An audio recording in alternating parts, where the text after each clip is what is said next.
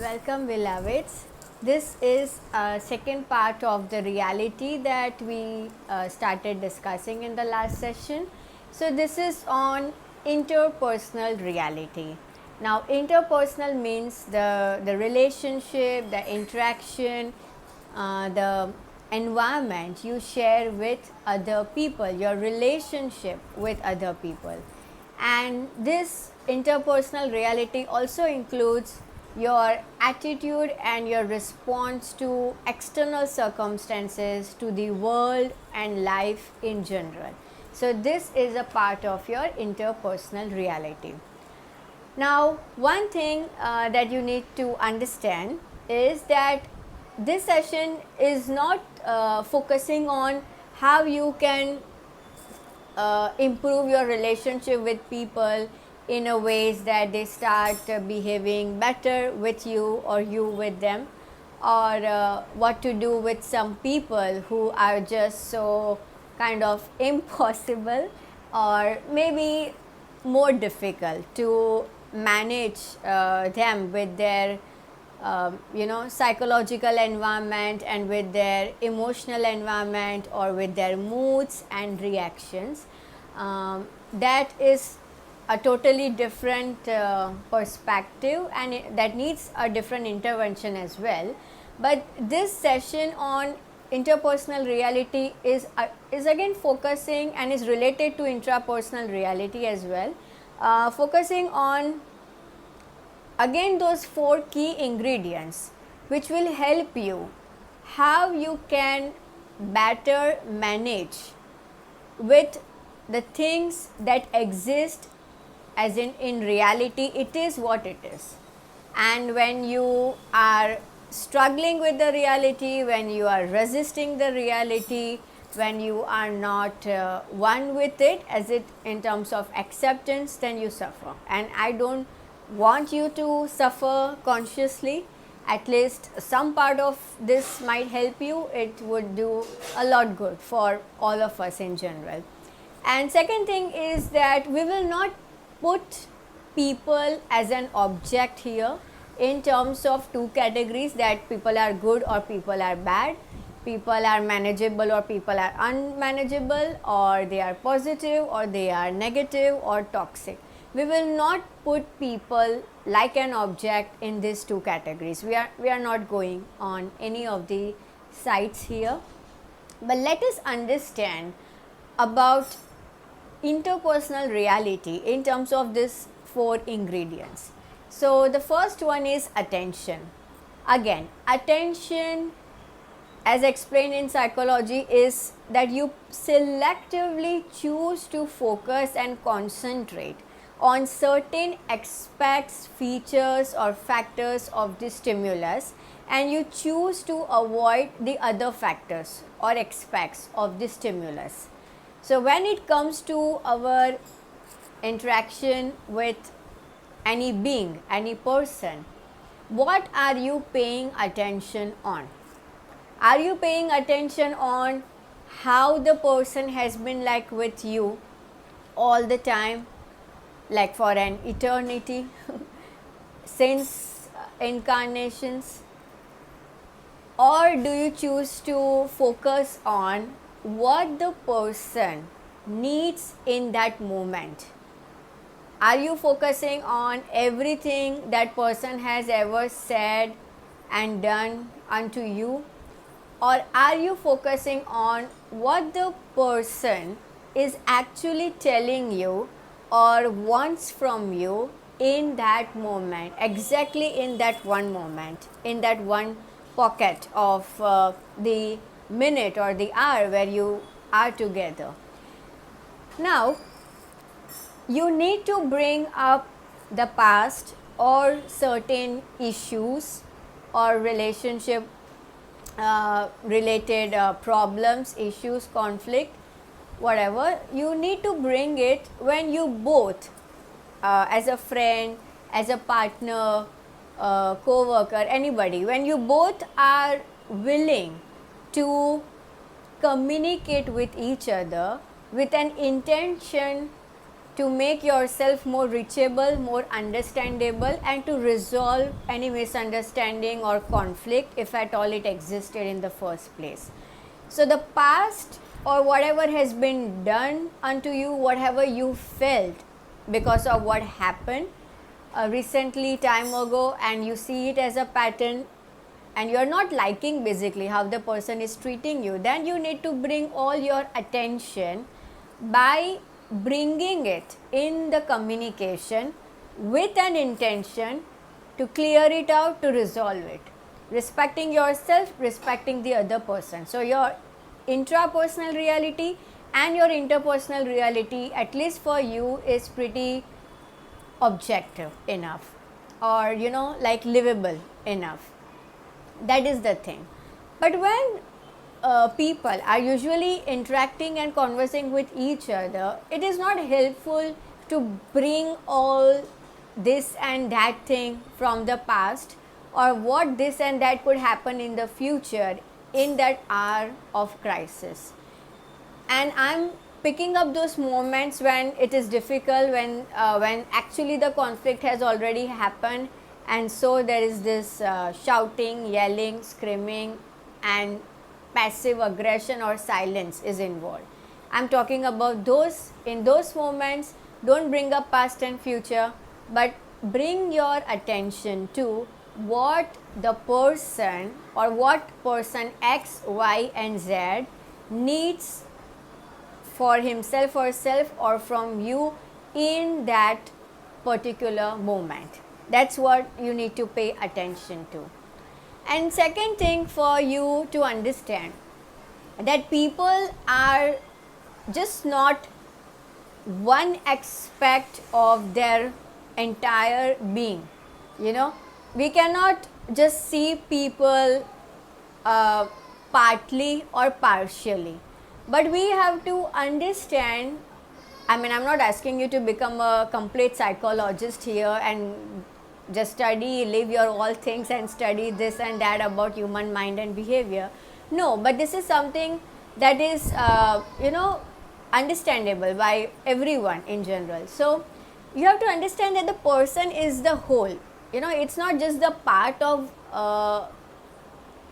what he or she is showing in the moment, but lot of events, lot of circumstances, lot of problems, crises, abuses, and some like lot of other things in some other cases has also happened in person's life, that makes him, or that makes her, But in a collective sense, we have to understand that we all are part of the same beingness or the same community.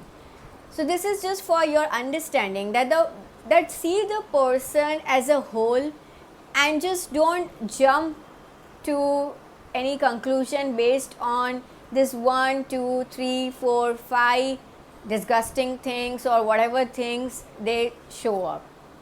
And again, I'm not talking about people who are very, very difficult, or who are actually a threat also in general, like in the society, or not good for your mental health, emotional health, or physical health. But in general, for us who are understanding things at an appropriate level, for that, if we could pay attention to the entire organism for who he or she is. And remember, for attention, focus on what is required by that person in that moment. Give attention to those aspects, and whenever you need to resolve anything, of course, bring it up in the communication and discuss it out. Okay, second is the perception, meaning the meaning you give to what has happened. So anything that happened with the person, your own personal interpretation plays a larger role, or I would say almost the entire role in the process. At the same time, the other person is also directly or indirectly contributing in your own reality as well. But but either way, in order to have a rational, objective conclusion to it, where things are pretty well discussed, communicated, and confronted very well with care, kindness, respect, and very specific, clear communication. Firstly, how you are interpreting what has happened in your relationship with this person is very, very important, and then only you can pinpoint specifically the errors that has been made by this person. So this is how, with a very clear, accurate perception, you bring the facts on the table. You are not arguing, you are not asking for validation or approval, you are not struggling, there is no power struggle involved here. I can win only if you lose, or if you are winning, that means I am losing. We are not doing any of this power struggle.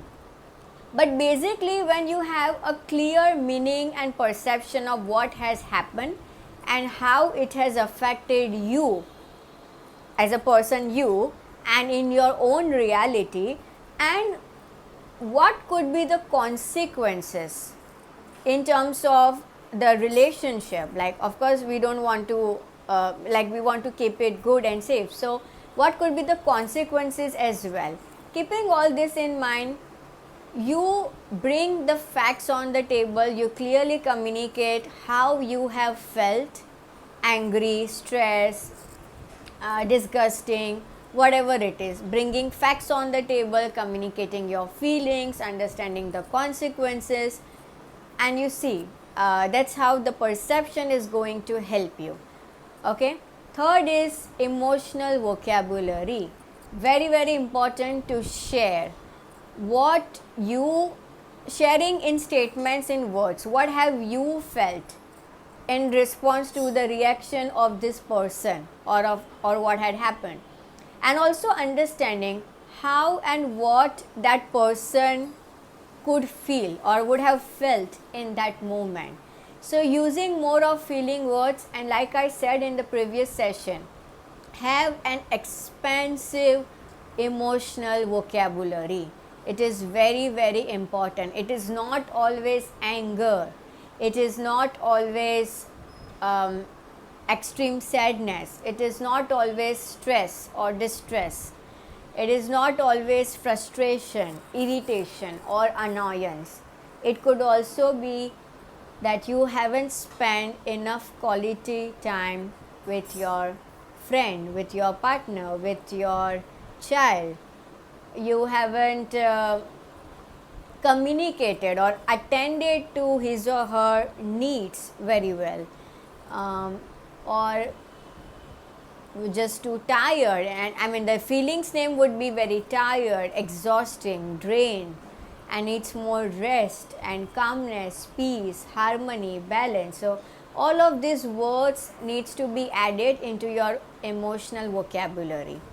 And last is responding to stimulus. Very, very important. Now that you have paid attention to what is this other person needing in that moment, and your perception is very clear, what meaning and interpretation you are deriving or inferring from what has happened. It's more rational, objective, and putting facts on the table or in front of the person, I mean.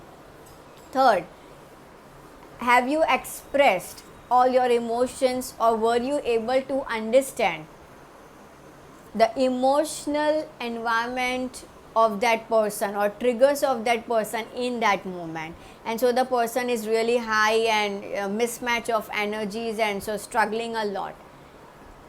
Okay, then comes the response. With these three factors taken care, you're responding to other people, situations, or your beliefs and attitudes about the world and life in general is likely on most of the days to be more on a good attitude side.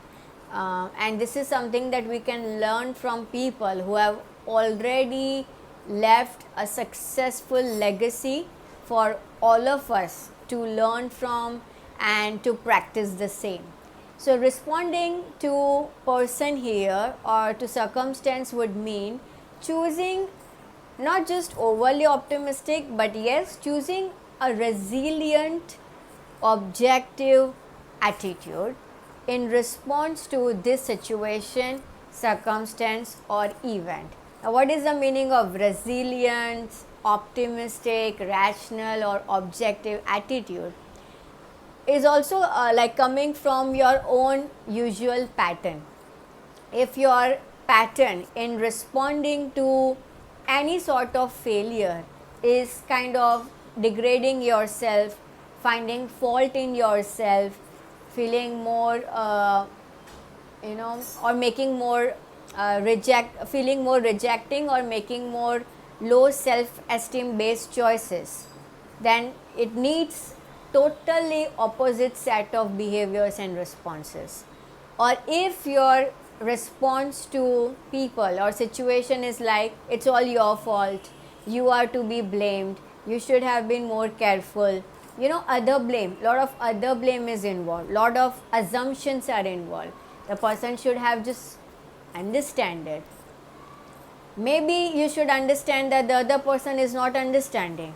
That is one way to understand things. I have experienced that at times I just understand that people, it's not like they don't understand, but people, it could be two way. People, either they just don't want to understand it at all, or they don't have the capacity to understand. But either way, there is no other blaming, there is no fault finding, there is not trying to control or change what is beyond, and there is no resistance. So checking to this both set of categories of behaviors, choose to respond differently.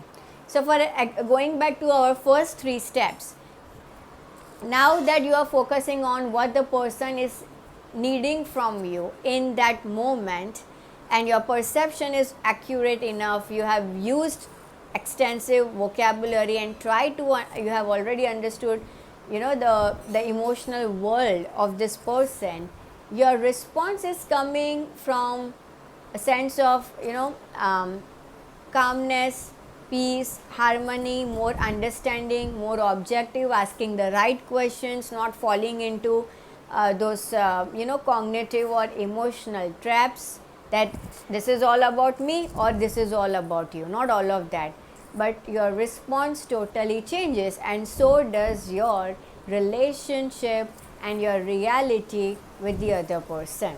So again, you can have 4 columns: attention, perception, emotional vocabulary, and response, and see if you can redefine your interpersonal reality.